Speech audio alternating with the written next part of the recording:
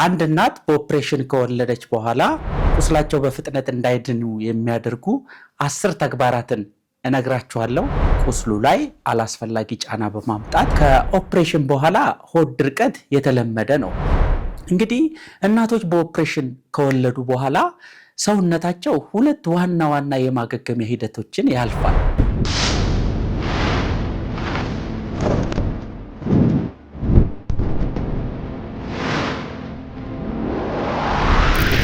ሰላም እንዴት ናችሁ? እንኳን ወደ ቻናላችን በደህና መጣችሁ። አንድ እናት በኦፕሬሽን ከወለደች በኋላ የማገገም ሂደቱ ልክ እንደ ማንኛውም ትልቅ የሆድ ላይ ቀዶ ጥገና ትዕግስትንና እንክብካቤን የሚፈልግ ሂደት ነው። የመጀመሪያው የማገገም ሂደት በአማካኝ ከ6 እስከ 8 ሳምንት ይፈጃል ተብሎ ይገመታል። በዚህን ጊዜ እናቶች ባለማስተዋል የሚያደርጓቸው አንዳንድ ተግባራት ቁስላቸው የሚድንበትን ፍጥነት ሊያዘገይ ይችላል ተብሎ ይታሰባል። እናቶች በኦፕሬሽን ከወለዱ በኋላ ቁስላቸው በፍጥነት እንዳይድኑ የሚያደርጉ 10 ተግባራትን እነግራችኋለሁ። አብራችሁኝ ቆዩ። የመጀመሪያው ከህፃኑ ክብደት ከፍ ያለ ማንኛውንም ነገር ከመሬት ማንሳት የሆዳችሁ ጡንቻ እንዲኮማተር በማድረግ ቁስሉ ላይ ያላስፈላጊ ጫና በማሳደር ቁስሉ በፍጥነት እንዳይድን ሊያደርግ ይችላል። ስለዚህ በተለይ በመጀመሪያዎቹ ጥቂት ሳምንታት ማንኛውም ክብደቱ ከ6 ኪሎ በላይ የሆነን ነገር ከመሬት ብድግ ማድረግ ቁስሉ ላይ አላስፈላጊ ጫና በማምጣት እዛ ጋር ስትረስ ስለሚፈጥር እንዳይድን ያደርጋል። ሁለተኛው ደረጃዎችን በተደጋጋሚ ጊዜ መውጣትና መውረድ ቁስላችሁ በፍጥነት እንዳይድን ሊያደርግ ይችላል። ውድ እናቶች እንደምታውቁት ከወሊድ በኋላ እንዲሁም ከኦፕሬሽን በኋላ መንቀሳቀስ እጅግ በጣም አስፈላጊ ነው። ይህም የደም ዝውውር በአግባቡ እንዲሳለጥ፣ ደም እንዳይረጋ፣ አንጀታችሁ በአግባቡ እንዲፈጭ፣ የሆድ ድርቀት እንዳያጋጥማችሁ፣ ሰውነታችሁ ውስጥ ያለው ፈሳሽ በተለይ እግር ላይ ያለ እብጠት እንዲሽር መንቀሳቀስ በጣም አስፈላጊ ነው። ነገር ግን ደረጃዎችን በተደጋጋሚ ጊዜ መውጣትና መውረድ የሆድ ጡንቻ እንዲኮማተር በማድረግ ያላስፈላጊ ጫና ቁስል ላይ ይፈጥራል።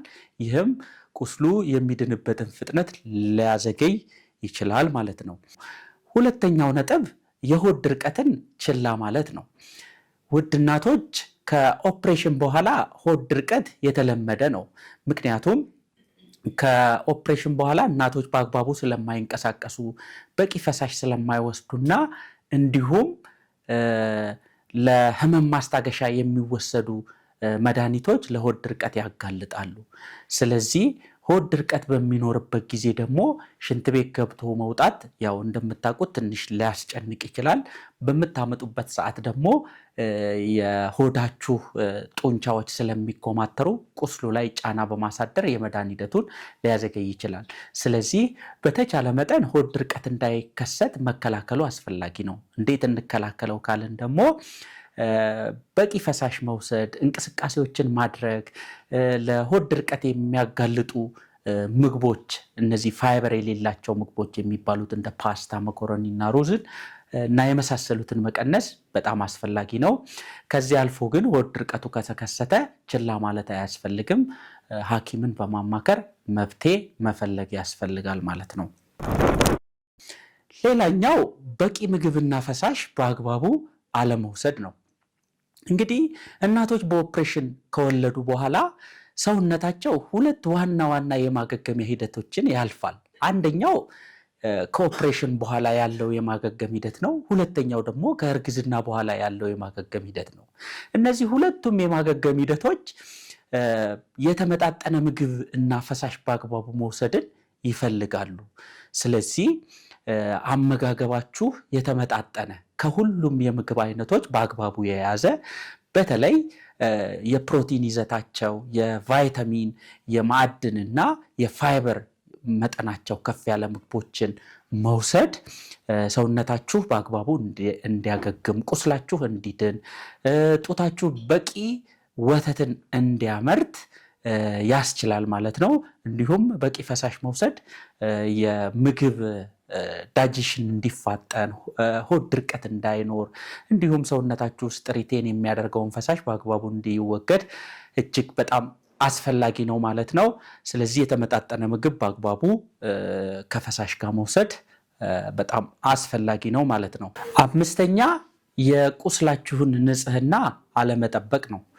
ይህም ከኦፕሬሽን በኋላ ያለው ቁስል በተለይ በመጀመሪያዎቹ ጥቂት ሳምንታት በተቻለ መጠን ንጹህና ደረቅ ሆኖ እንዲቆይ ማድረግ ያስፈልጋል። በተለይ ቦርጭ ያላቸው እናቶች ቦርጫችሁ ቁስሉ ላይ ወደቅ በሚልበት ሰዓት በላብ ምክንያት ቁስሉ አካባቢ እርጥበት ይፈጠራል። ያም ደግሞ በፍጥነት እንዳይድንና እንዲሁም ለኢንፌክሽን ያጋልጣል። በተቻለ መጠን ቁስላችሁን ሆዳችሁን ከፍ አድርጋችሁ ማሰር እንዲሁም ንጹህና ደረቅ ሆኖ እንዲቆይ ማድረግ ያስፈልጋል ማለት ነው። ስድስተኛው የሳል ትራስ ወይንም ደግሞ ካፍ ፒሎን አለመጠቀም ነው። በሚያስላችሁ በሚያስነጥሳችሁ እንዲሁም በምትስቁበት ከመሬትን ብድግ በምትሉበት ወቅት ሆዳችሁን በትራስ በተለይ የአነስተኛ ትራሶች ደገፍ ማድረግ ይመከራል። ይህም አላስፈላጊ ጫና ቁስሉ ላይ እንዳይደርስ ያደርጋል። ሆኖም ግን ያልተለመደ ሳል ካላችሁ ሳልን ማከምም እጅግ በጣም አስፈላጊ ነው። ሳል ከኦፕሬሽን በኋላ ቁስሉ ላይ ስትረስ በመፍጠር ኤጆቹ እንዳይገናኙ በማድረግ የመዳን ሂደቱን ሊያዘገይ ይችላል ማለት ነው። ሌላኛው የቤቱ ውስጥ አክቲቪቲዎችን በፍጥነት መጀመር ሌላኛው ቁስላችሁ እንዳይድን የሚያደርግ ተግባር ነው።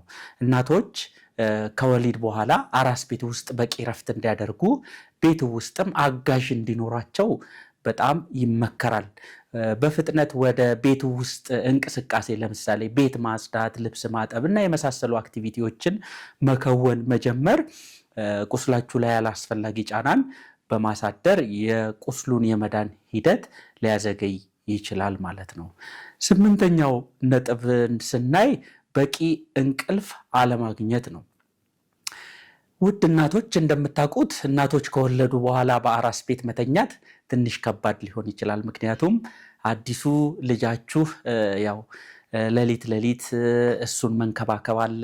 እንዲሁም ሰውነታችሁ ውስጥ ያሉት የሆርሞን ይዘት ለውጦች በቂ እንቅልፍ እንዳታገኙ ሊያደርጉ ይችላሉ። ሆኖም ግን በተቻለ መጠን ባገኛችኋት ቅጽበት በቂ እንቅልፍ እንዲኖራችሁ ማድረጉ በጣም አስፈላጊ ነው። ምክንያቱም ቁስላችሁ ሰውነታችሁ እንዲድን በቂ ረፍት ማግኘትን የሚፈልግ ሂደት ነው ማለት ነው።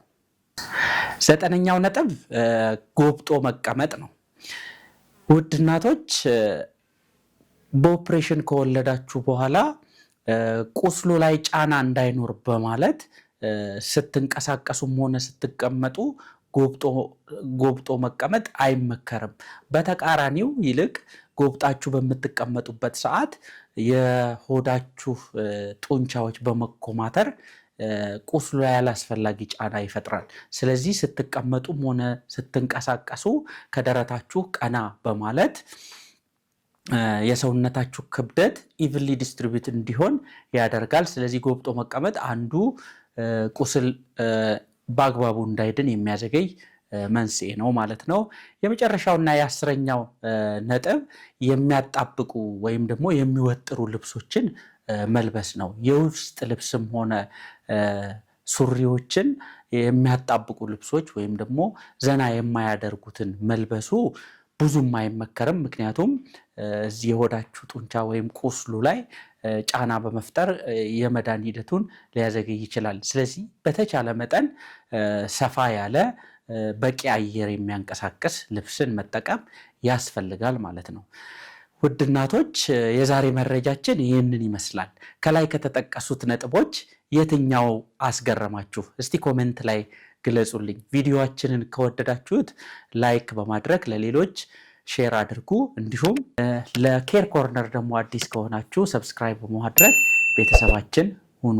በሚቀጥለው ትምህርታዊ ቪዲዮ እስከማገኛችሁ መልካም ጊዜ